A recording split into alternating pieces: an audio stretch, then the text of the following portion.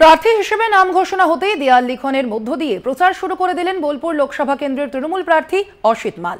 রবিবার ব্রিগেড থেকে লোকসভা নির্বাচনের প্রার্থী তালিকা ঘোষণা করেছে তৃণমূল কংগ্রেস নেতৃত্ব। বীরভূমের বোলপুর লোকসভা কেন্দ্রে তৃণমূলের দ্বিতীয়বারের প্রার্থী অসিত মাল। মঙ্গলবার রাতে বোলপুর পৌরসভার ১ নম্বর ওয়ার্ডে দেওয়াল লিখনের মধ্য দিয়ে প্রচার শুরু করেন তিনি। সঙ্গে ছিলেন বোলপুরের তৃণমূল বিধায়ক তথা রাজ্যের মন্ত্রী চন্দ্রনাথ সিনহা। সারাদিনই বোলপুরের অফিসে আছি। আজকে সরকারি প্রোগ্রামেও ছিলাম ভার্চুয়ালি, যেটা অনারেবল সিএম সারা রাজ্যের যেখানে যেখানে নতুন করে শিলান্যাস এবং উদ্বোধন করলেন সেই প্রোগ্রামে ছিলাম সরকারিভাবে।